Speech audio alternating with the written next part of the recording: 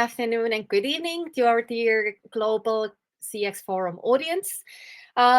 People are still joining us, but since our time is limited to only 45 minutes today, and we have a lot of interesting questions to go through and a very interesting discussion to have. So let's get started with housekeeping and introductions right away. So today we'll talk about the secrets behind Kekäle's customer experience success story. And more specifically, we'll look into how they have grown into a customer-centric company that focuses on evoking the right emotions. And we'll also have some practical stories and examples, also visual examples actually, about measuring customer emotions and how do they do it. Also good to know that this webinar today is Fireside Chat, like the name says. So it's all about Q&A, questions and answers from the beginning until the end. And we have prepared a bunch of questions, as always, that we will start tackling today. But also, dear audience, please join in, send over your questions whenever you have them, any questions you have on the chat. And I will take your questions on the go. So please feel free to write any questions in the chat. And also good to know that this webinar is recorded, as they always are, right? So that you can also share it afterward with all your nice colleagues. And yeah, but let's move on from housekeeping to introductions and get to know each other a little bit better. Well, many or all the CX Forum audience already knows me. I am Eveli Kaasikko, and at my everyday work, I am CMO at Feedbackly, and here I'm helping to host webinars. And today, I have with me Joonas Kekäle, CEO of Kekäle. So, hello, Joonas. How are you doing today? I'm doing pretty good. How are you? Doing good. Thank you.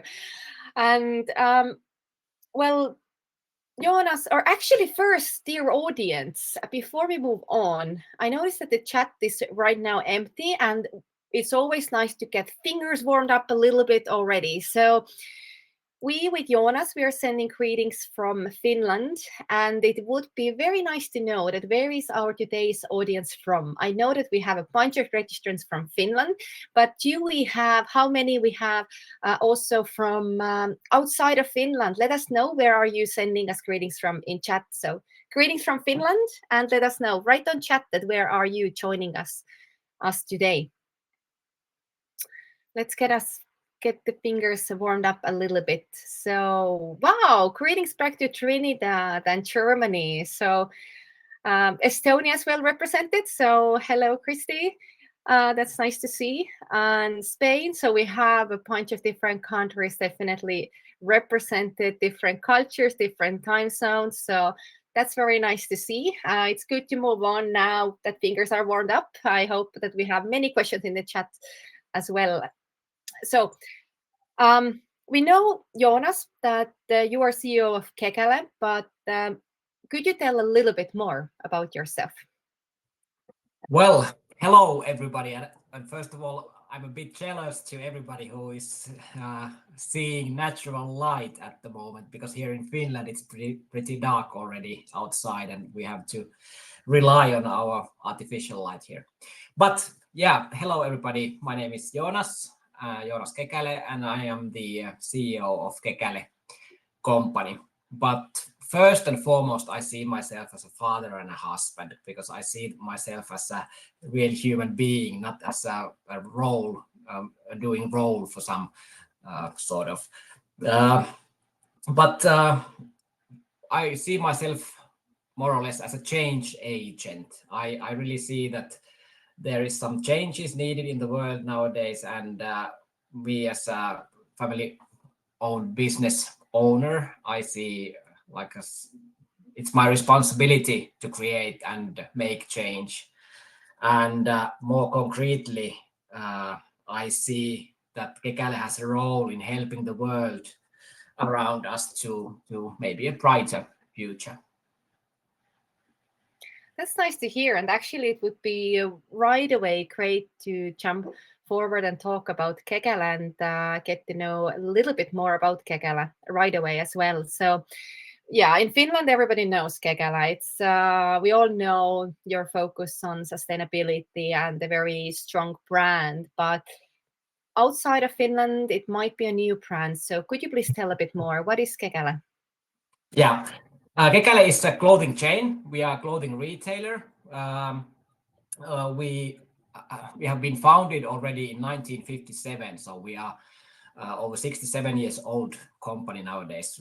We are working in third generation now, so it was founded by my grandfather and grandmother, and today we have 14 stores around Finland and also our web shop e-commerce business here in Finland.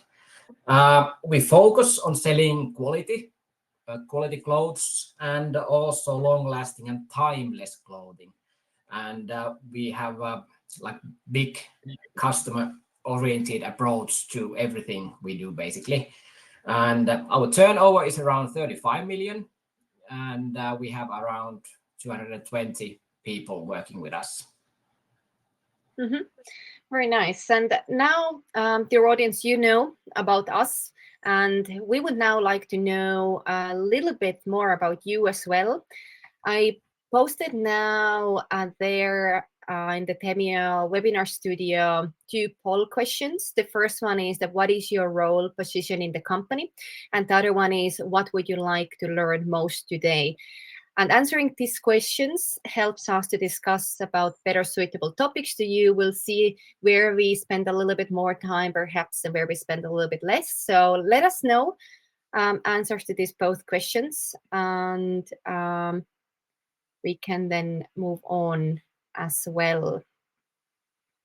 Looks like right away the answer to the question of what would you like, what would you most like to learn today, how to convince the decision makers is right away popping up from there. So it's great to have a decision maker today here, so we can ask it straight from you very soon. And everything mentioned there as well. So how to build the right company culture, team education, how emotion feedback is captured. So all topics definitely are covered at pretty equally this time. So, and we do have mostly management positions here today. So that is very nice to see. And this said, we can move on now to learn a little bit more about Kekäle still and about your customer experience then. So what is the role of customer experience for Kekäle? That's a big question, and basically the short answer would be that it means everything. Our company's purpose is to sell the most liked and weared clothes and help people like themselves more. That's quite like high goal that we have. In our strategy, we say that we want to be the most sustainable clothing brand in Finland, selling the most loved and wear clothes, and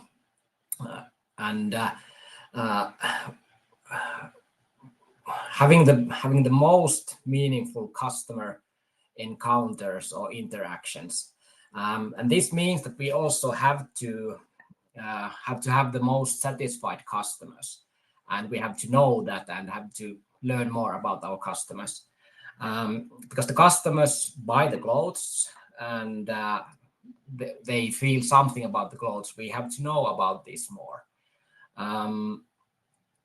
So the feeling, the emotional feeling, is basically everything and everything that we do, and that's the most important thing to measure for us. Mm-hmm. And we know, and actually I mentioned already that Kekäle has very strong brand, and it is usually also said the brand and emotions, they have a connection. What kind of connection you have found between the brand and customer experience? Or And I also made a slide out of this. So the way I see it is presented here in the picture also. So basically, one definition for the word brand, is that brand is what people say about us when we are not there to hear it. So what people talk behind our backs. So the way I see it, the brand grows from good customer experience and also deteriorates from bad ones. And we really need to understand better what is important for each customers or customer groups, and in other words, what creates value to different customers, um, and find the value drivers behind the values also. And then we also have to know where are we as a company capable of creating value, and we have to try to meet these two, the customers experience of value and our ability to create value. And when we are able to join these together, then we create value as a brand as well. So I think this is just one presentation of these huge words, these huge topics, but we really need to focus on the customers' values, and then as a company try to create value in towards that the customers know or feel. Mm-hmm. And connected to this feeling then, and today the main topic is how to inspire this team buy-in, create the correct company culture to evoke this right emotion. So how do you know what is the right emotion and feeling to evoke then? Yeah, what we know from the data that we have now is that if customers experience joy or trust when they are buying, when they are shopping, the likelihood of purchase is about 40% higher, and or when they feel irritation or sadness, at least. This is what we know, but this is something that we need to try to learn more as we go, and we really need to work on this, to creating this positive emotional experience for customers. Because for us, it's really important to try to tie the positive emotional experience to the garments that we sell. Because when we are able to do this, then also we are moving towards our company's purpose, which is to actually sell less clothes globally. And if the garments that we sell, the clothes that we sell, are our favorite clothes, our most trustworthy clothes, then people also wear them more. It's simple as that. Mm-hmm, mm-hmm. And let's move then on to the company culture side, that also our audience said that they would really like to hear, one of the most wanted topics. So how does now this company culture come in? Well, Kekäle indeed is famous for the amazing customer service. And it is often discussed that company culture defines the customer experience as well. So what is needed, or how to build a company culture where people care and evoke these correct emotions then? Well, like I said before, we are quite mature or old company already, and I would say that we have always been customer oriented, but we turn this upside down. Nowadays we say that uh, employees must come first and customers second, because we know that our employees create the best and the best customer experience.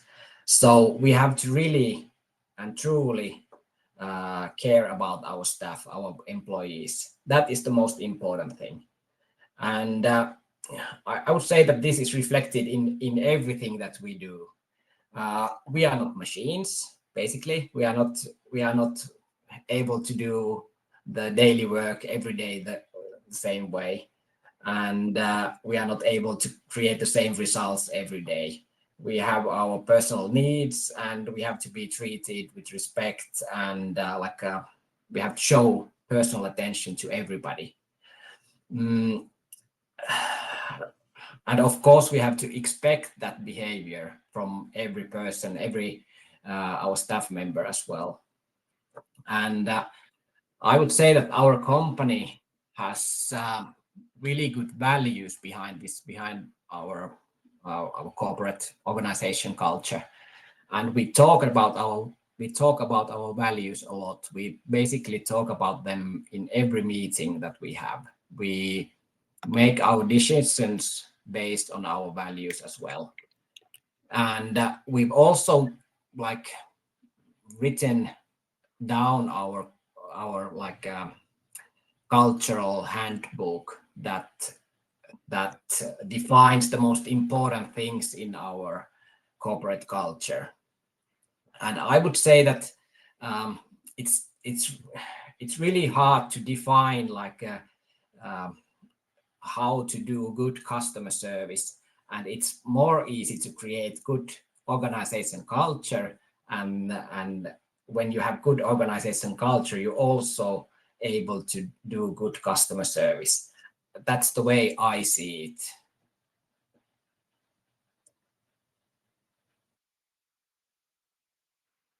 it. You mentioned that you talk about your company values. I think this is a very interesting point because very often company values are written somewhere and then they just are there. So, how do you bring these values from somewhere where they're just written to discussions, into discussions, so that actually your decisions even are based on the values, like you mentioned?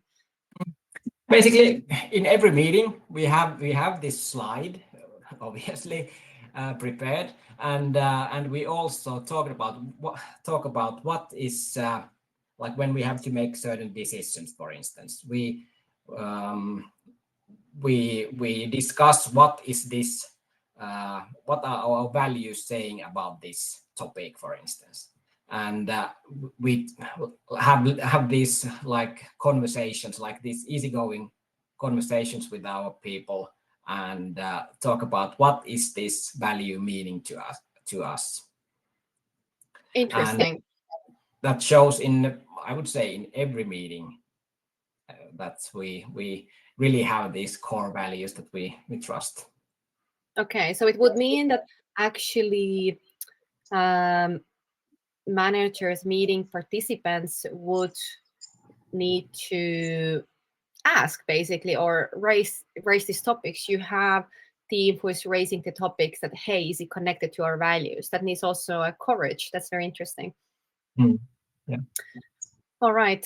Okay, but let's move on to the education then. Um, what is your way of educating the team and the staff about customer experience? Mm. Well, we, like I said, also said before, that we have always been customer oriented, and we talk about a lot. How should we meet the customers? How are the interactions made like in the best way? We train this all the time. We have these small like mini trainings basically every week. We do this internally. We don't have like these some kind of training companies that we pay a lot. We do this ourselves. Our like shop managers are able to do this, and even our staff are able to do this by themselves. And secondly, we really try to be like empathetic, and we try to think about like the client's perspective, the customer's perspective in different situations. And of course, this is not easy, and we have to like put ourselves into customer shoes, so to say. Um, And I would say that this is a lifelong project to be more empathic towards other people. Um, we also talk about good human encounters, and we've had like moderators to come to our meetings to discuss with our staff at what is like good human, how do we communicate in a best way, what is needed there. And so we are not talking only about selling clothes. We are talking about how should we as people, as human beings, meet each other. And one good example about like training or education would also be this. We have this way of coaching through research. So we make our sales staff, for example, make questions to our customers. They can ask something.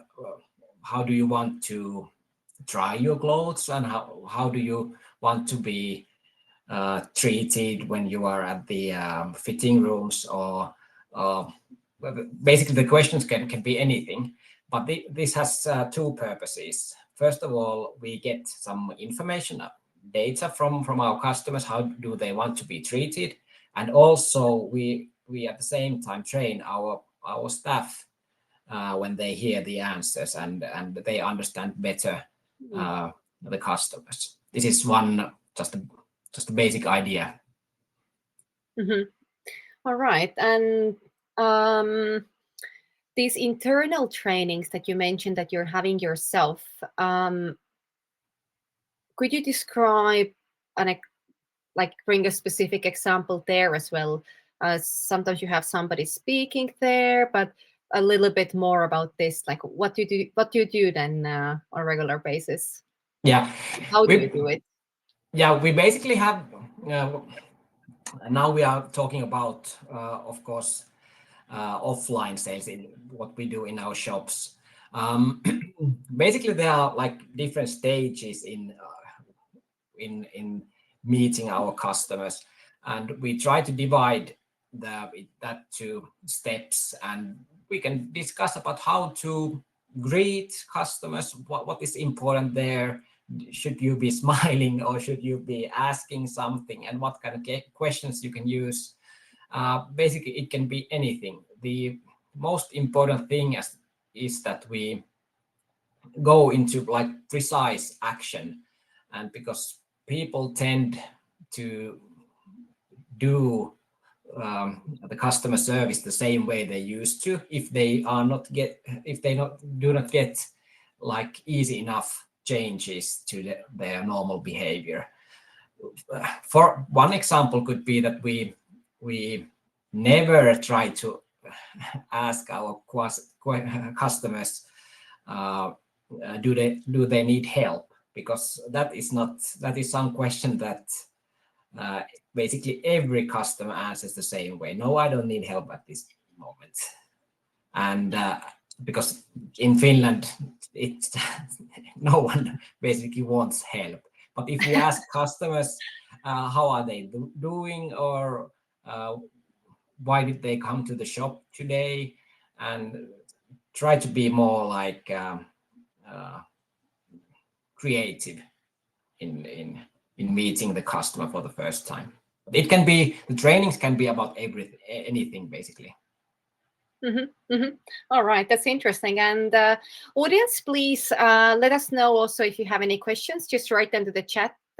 Just a small reminder to you as well that all the questions from you are also super welcome. And of course, we have here CEO. So of course, I absolutely need to use the chance now to ask from you about convincing people like you. So yeah, one of the reasons is that CX pros, customer experience pros, professionals often face actually challenges that higher management doesn't maybe see customer experience as important as it perhaps should be.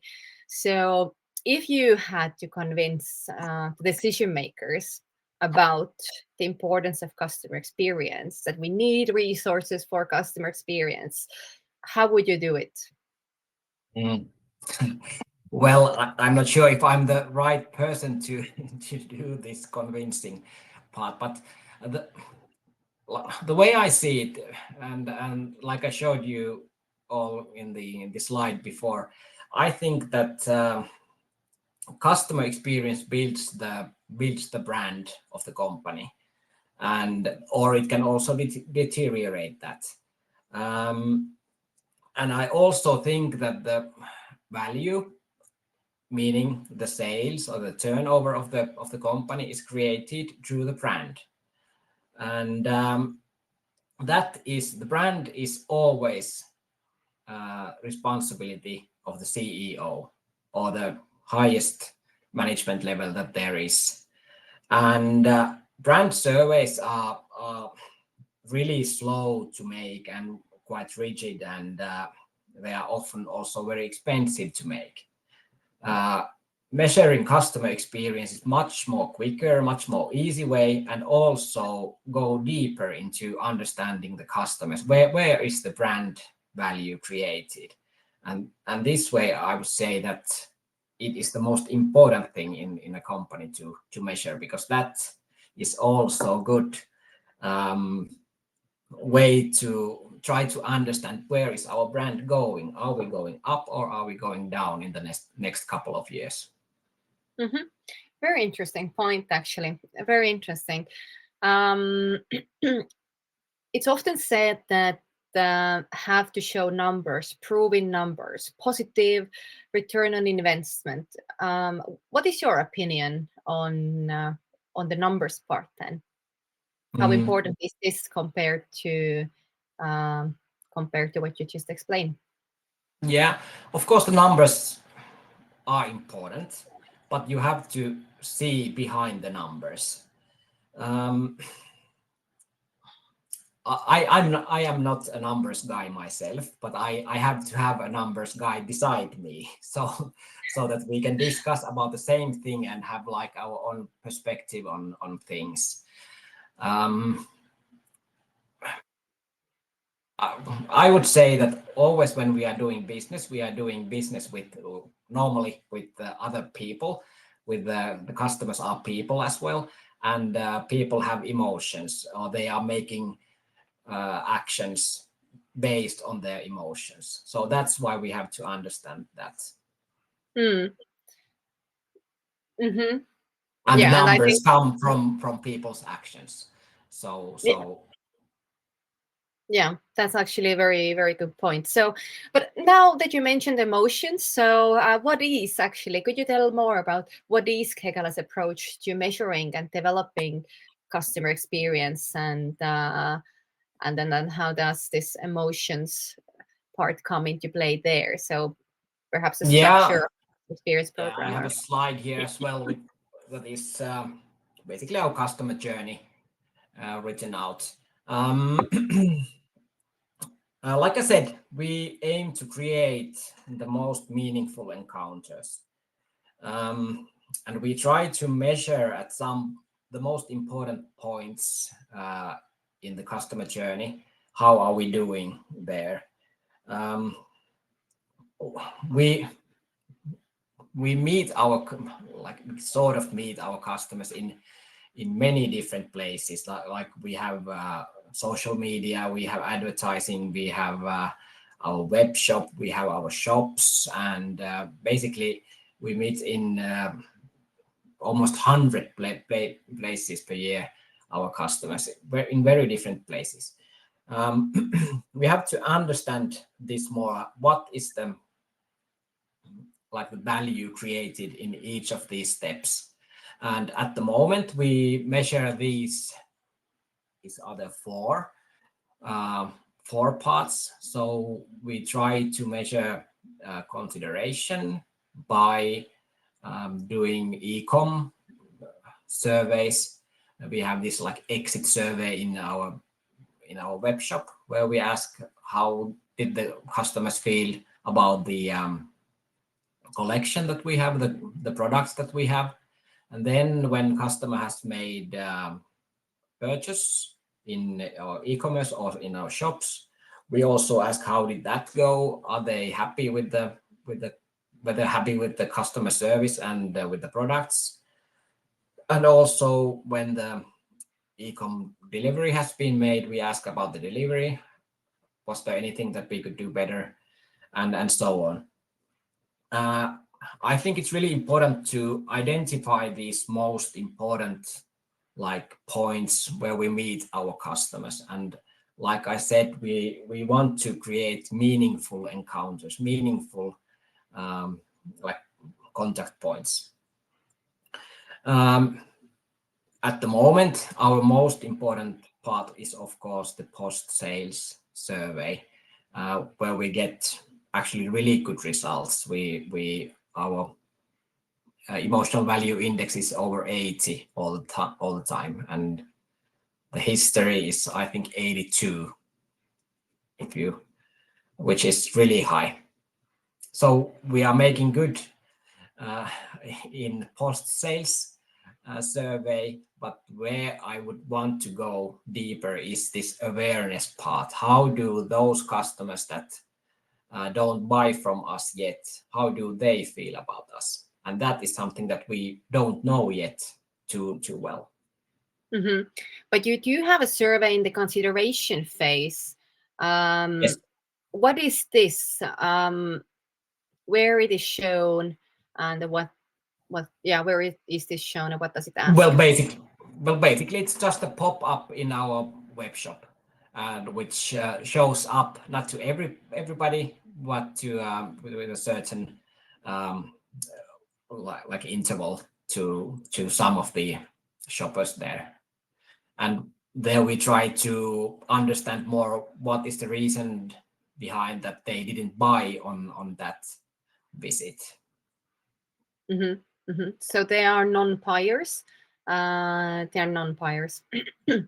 Yes. Okay, that's good. Very good. But let's move on. And I know that you also have an example of a survey. So could you show an example also, that how do you measure then experience and emotions, and how is the survey set up then? Yeah, here's an example of after e-com sales survey, and it's quite short because you want to keep these short, and so they are really easy to answer for the customers. We basically ask how did the shopping, how did it feel for the customer, and then we also ask for open feedback, and we also follow up on this open feedback quite frequently. Basically every week we make this sort of we go through that, and then we want to know about our products. Actually, first there is this: why did the customer come to us? We really want to know this more, and what is the reason behind it? Because, like I said before, we want to understand the values or the value drivers behind our customers better. And then we also ask how did they like about our product selection, and if they are happy or not, and how could we improve on that. So this is quite simple and quite easy way of understanding better how are the customers feeling about our service.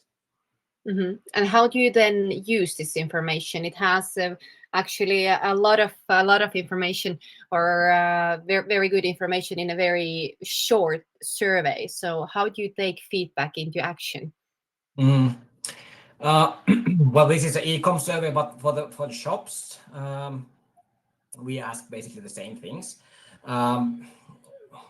We use that to make our service better. That is really easy, and we follow up on that every week. We have that on the back office wall all the time. The emotional value index score, so to say, and our staff are really interested in this figure. They like really proud about their work when they see that the customers also like that. And by the way, one note here is also that when I ask from our sales staff what is the most important thing for them, they always say that the most important thing is to hear good customer feedback from directly from the customers. And this is also one way of making our own people more happy about their work. But also, of course, the products that we sell is really important thing for us, and we always want to try to make our like selection or our collection better. So we follow up on this like on a weekly level. But the most important thing is that we like do this bigger work biannually, so that we every time when we prepare for the next season's buy-ins, we like go through our surveys and the results really deeply and like dive into the feedback of our customers and try to understand better how are we improving our products and our collection. Mm-hmm. And do you also, or how do you know, how do you evaluate how customer experience has impact on, I don't know, some sort of outcome, conversions, or some products are purchased more or less? Like, do you try to understand also this part somehow, that how does actually customer experience impact on basically business results by the end of the day? How do you evaluate it? Well, like the most important KPI in our business is customer lifetime value, because we have to be able to increase our customer lifetime value if we want to work like we work. And there the most important drivers are the basket size, the shopping frequency, and also churn. How many customers do we lose? And we are like using the data from customer experience next to this our customer lifetime value figures. So we compare them like monthly results and try to find out if we can do, or where can we do better. Mm-hmm. And actually, just answering now myself to my own question, just came to mind that you also brought out earlier that if customers experience joy or trust while shopping, the likelihood of a purchase is actually 40% higher than when they feel irritation or sadness, right? So there, that's true as well. Yeah, it explains as well. Okay, cool. But since we are now coming to the end of our webinar very shortly, then as our loyal webinar participants have noticed that every webinar we have one useful tool that we provide you for free that you can use this time. It is a CX audit. So you can take a quick audit. It takes just 10 minutes for you to fill up one super quick survey. And then as a result, you will receive a short analysis of the current state of your CX program. So feel free to take it. Oh, yeah. And of course, sorry about this. I have written that you can click on the pop-up, and now the pop-up is also visible. So, but I will also share it over email so that you can then dive deeper into it. Okay, but we do have time also for one other third poll, and this is, let's see what answers do we get here. What do you, our audience, see as your biggest challenges in CX? Now is a chance to get some great advice from Joonas. So let's see what is the main problem that you vote now, that we could now discuss solutions about. The options about challenges that we could discuss here are quantifying ROI, breaking down data silos, getting actionable insights from CX data quickly, prioritizing CX problems, and opportunities. Right now, breaking down data silos and prioritizing CX problems, opportunities have got most votes here. Prioritizing CX problems, opportunities has got a little bit more. So, Joonas, we discussed now that how feedback is collected, but there are always tons of problems that could be fixed and can be done better. So, how would you suggest to tackle this challenge, that how to prioritize CX problems or opportunities that can be found from feedback? Well, ask from the customers, I would say. Try to understand the customers better. I would say that must be the priority, to understand the customers better. But if you have asked, you have got feedback from customers about 10 things that are that could be better, then should you look then to emotions evoked, that what are the just set priorities, or I don't know, impact on conversions, or how would you approach this? That the Yeah, what of needs course, action?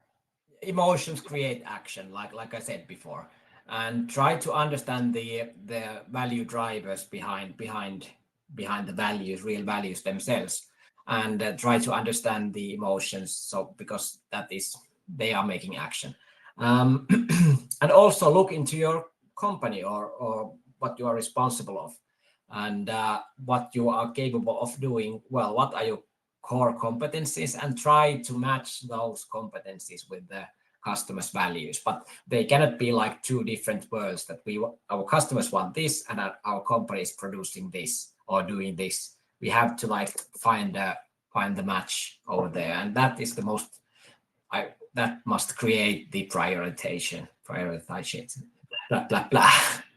Yeah, Too hard understandable, words. understandable. Yes, and Christina has actually wrote a big comment here and asking opinion, that do you agree with this? So Christina wrote that, I believe customer experience is about making it easy for the customer to find what they need without having to ask for help.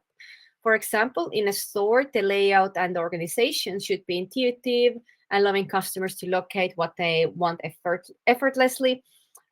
This is what sets customer experience apart from customer service.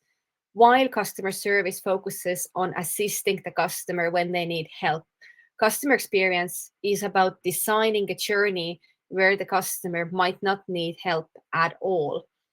Be might Where the customer might not need help at all, because everything is seamless and straightforward. It continued in the next message. So that was a pretty long comment, but very interesting thought. So what is your take on that? Yeah, I totally agree.